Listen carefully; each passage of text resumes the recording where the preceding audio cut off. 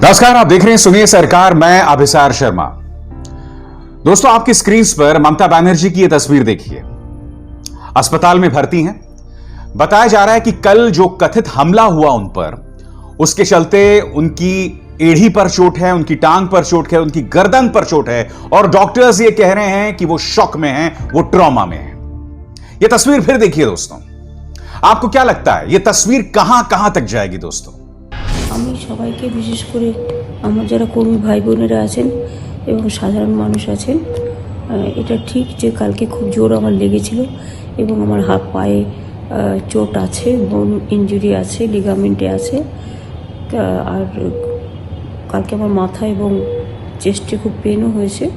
এত বড় একটা চোট লাগার পরে আমার গাড়ির বনেটের উপরে আমি দাঁড়িয়ে নমস্কার করছিলাম। ন্যাচারালি তখন এমন জোরে চাপ আসে যে তাতে আমার পুরো গাড়িটা চেপে যায় আমার পায়ের মধ্যে। और पश्चिम बंगाल के किस कोने कोने तक पहुंचेगी 2 मई से पहले, जब चुनावी नतीजे आने हैं।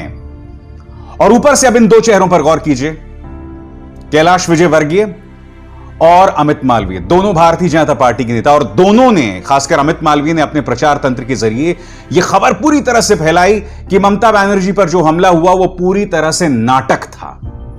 आज मैं आपसे सवाल पूछना चाहता हूं, प्रधानमंत्री नरेंद्र मोदी को इसी बात की तो चिंता थी, क्योंकि जब बीजेपी की सेंट्रल इलेक्शन कमेटी की मीटिंग हुई थी तब प्रधानमंत्री नरेंद्र मोदी ने कहा था कि ममता बनर्जी पर किसी तरह का कोई निजी हमला ना किया जाए। वो जानते थे, वो समझते थे, क्योंकि देखिए प्रधानमंत्री राजनीतिक तौर पर बहुत ही सुलझे हुए और इनकी एक चतुर सोच है। वो जानते हैं कि उनका मुकाबला जो है एक महिला राजनेता से, एक फाइटर से है। और यही वजह थी कि जब ब्रिगेड ग्राउंड में बीजेपी की रैली हुई तो प्रधानमंत्री नरेंद्र मोदी उन्हें बार बार दीदी दीदी बोलते रहे।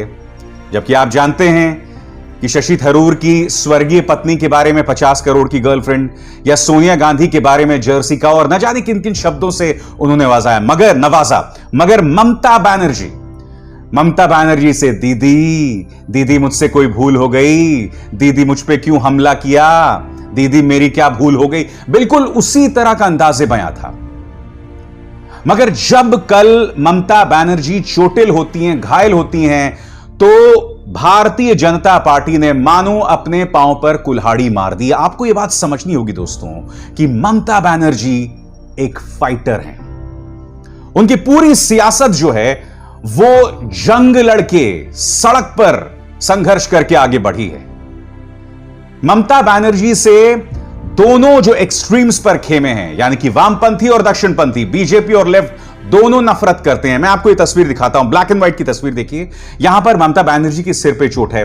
आप जानते हैं कब की तस्वीर है? ये तब की तस्वीर है जब वो वामपंथियों के खिलाफ संघर्ष कर रही थी और वो उस वक्त नहीं डरी थी। और कल जब वो चोटिल हुई तो अब उसकी ये तस्वीर देखिए।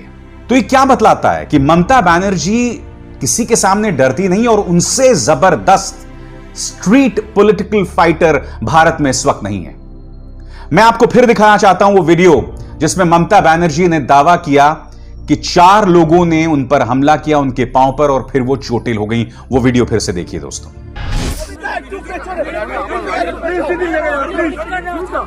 कोई पुलिस नहीं था, एक भी पुलिस नहीं था। दीदी पायर चोट किभाবে লাগলো? 4-5 आदमी ने।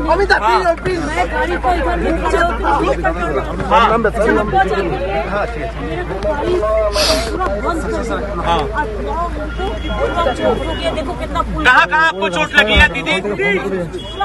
ओके ओके, कलकत्ता वापस जाएंगे। और ये कहाँ पे हुआ दीदी? एग्जैक्ट जगह कौन सी है? दीदी बरोलिया बाजार में। और कितने लोग थे? पब्लिक बहुत थे, पब्लिक का बात नहीं है। 4-5 तो ये वीडियो देखा। अब दोस्तों ये वीडियो देखिए जो इस वक्त आपके स्क्रीन पे चल रहा है। ये वीडियो उस हमले से ठीक पहले का वीडियो है और इसमें आप देख सकते हैं उनका कारवां पूरा चल रहा है, लोग आसपास जो है नारे लगा रहे हैं। उसके बाद वो जो दूसरी गाड़ी है उसके अंदर आपको ममता बनर्जी दिखाई देती हैं। मैं चाहूंगा कि आप इस वीडियो के 30 सेकंड्स देखिए, जिससे आपको अंदाजा लग सकता है कि उस वक्त कितना उग्र हालात थे।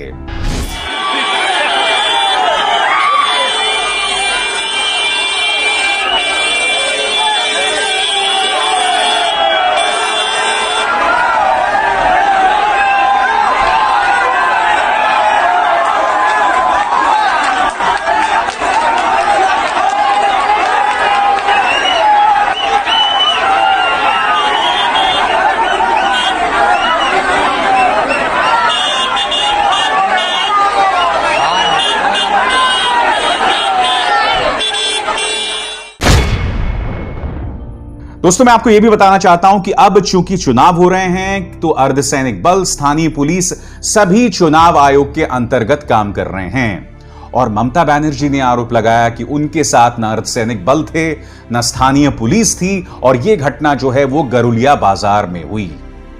भारतीय जनता पार्टी बार बार अपने पांव पर कुल्हाड़ी मार रही है अमित मालवीय और कैलाश विजयवर्गीय सरीखे नेताओं के बयान के चलते, और इसके लिए उन्होंने मदद ली है पूरे गोदी मीडिया की, नोएडा आधारित गोदी मीडिया की, जो बता रहे थी कि पूरा ड्रामा है। जी हां, उसमें मैंने यह देखा दोस्तों कि एक समाचार एजेंसी ने तो एक बीजेपी के वर्कर का साउंड बाइट, उसका बयान लिया और यह बताया कि नहीं साहब, उन पर कोई हमला नहीं हुआ, उन्हें खुद ही चोट लग गई। खुद ममता बनर्जी ने अब तक यह नहीं कहा कि बीजेपी ने उन पर हमला कराया है। तो मैं नहीं जानता हूं कि इस तरह का प्रोपेगेंडा चलाने की क्या जरूरत थी। मैं कुछ और कहना चाहता हूं दोस्तों।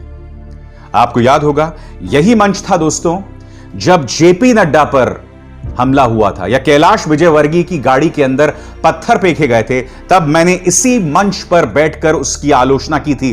तब मैंने यह नहीं कहा था कि कहीं यह हमला जेपी नड्डा ने ही तो नहीं करवाया था या बीजेपी ने ही तो हमला नहीं कराया था सहानुभूति बटोरने के लिए। मैंने कड़े शब्दों में उस हमले की आलोचना की थी, आपको याद होगा। सुनिए, सरकार में ही मैंने वो वीडियो किया था। आज मैं न्यूज चैनल से पूछना चाहता हूं कि उन्होंने अभी से इस मुद्दे पर टीएमसी पर दोष मढ़ना क्यों शुरू कर दिया? क्या यह हिम्मत उन्होंने जेपी नड्डा के मामले में दिखाई थी या खोज खबर करने की कोशिश की थी कि आखिर कैलाश विजयवर्गीय पर किसने हमला करवाया?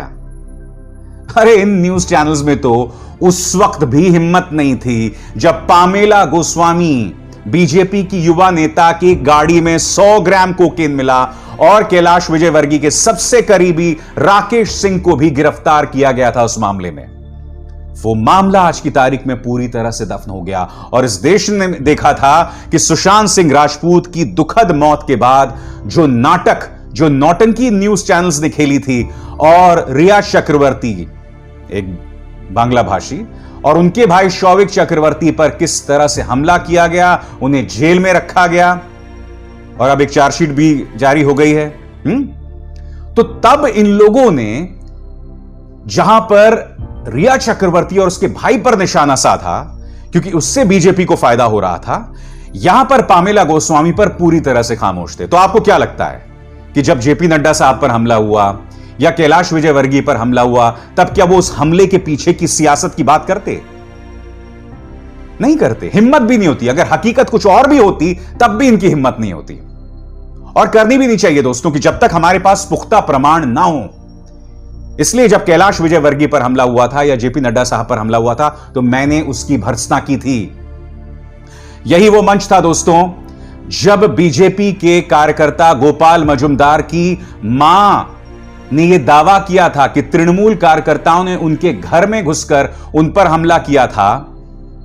तब मैंने वो सवाल उठाया था कि कहां गया मां माटी मानुष का नारा। हालांकि आपको याद होगा कि थोड़ी ही देर बाद उनके कई रिश्तेदार सामने आ गए थे जो ये बोलने लगे थे कि नहीं, गोपाल मजुमदार खुद ही अपनी मां को मारता था।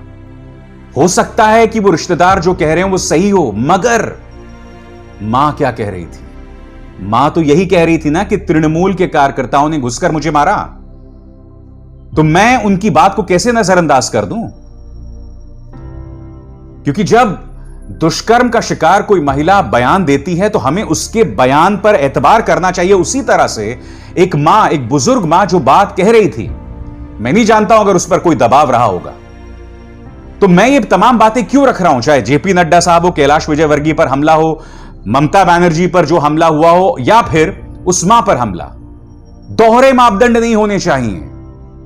मगर ये गोदी मीडिया उस मुद्दे को लेकर पूरी तरह से नौकरी पर लग गई बीजेपी की, और बीजेपी भी इस बात को समझ रही है। आपके सामने बीजेपी ने स्वपन दास गुप्ता का बयान, West Bengal BJP delegation meeting, CEO of Election Commission has demanded the video footage of the Nandigram incident that led to Mamta Banerjee sustaining a foot injury be made public. It is customary for Election Commission to have video teams with candidates. Please make the video public. यह बयान BJP पहले ही दे सकती थी, मगर कल जैसे ही हमला हुआ, आओ देखा ना था, सभी ने कह दिया नाटक था ये। अब तृणमूल कांग्रेस इसे महिला अस्मिता पर हमले के तौर पर पेश करेगी, जैसा कि ममता के जो रिश्तेदार हैं अभिषेक बैनर्जी, उनका बयान देखिए। ममता बनर्जी की तस्वीर के साथ वो कह रहे हैं, भारतीय जनता पार्टी तैयार रहिए, बंगाल की जनता आपको अपनी ताकत दिखाएगी, रविवार को मई 2 तारीख को तैयार रहिए। ये अभिषेक बैनर्जी का बयान है, क्योंकि तृणमूल कांग्रेस भी जानती है और बीजेपी भी जानती है कि पश्चिम बंगाल में महिला अस्मिता एक बहुत बड़ा मुद्दा है। और यह तस्वीर जिसमें ममता बनर्जी चोटिल हैं, उनके कट्टर समर्थकों को लामबंद करेगी। भारतीय जनता पार्टी को यही चिंता सताए जा रही है। देखिए, मेरे पास इस वक्त कोई प्रमाण नहीं है कि इस हमले के पीछे बीजेपी है, या खुद तृणमूल ने यह हमला कराया, या ममता बनर्जी गलत बयानी झूठ बोल रही हैं। मुद्दा वो नहीं है। आपको यह देखना पड़ेगा कि इस हमले से पहले क्या हुआ। बीजेपी के तमाम नेता ममता बनर्जी को लेकर उग्र बयान देते रहे। मसलन अनुपम हाजरा, बीजेपी का एक नेता, वो ये कहते हैं कि अगर मुझे कोरोना हो जाता तो मैं ममता बनर्जी को भी इन्फेक्ट कर देता, उन्हें गले लगकर। दिलीप घोष, पार्टी के बड़े नेता, कहते हैं कि ममता बनर्जी को जय श्री राम बोलने पर क्या आपत्ति है। ममता बनर्जी के अंदर किसका खून है? एक महिला का इतना अपमान। और मैंने प्रधानमंत्री से सवाल पूछा था कि प्रधानमंत्री, आपको इस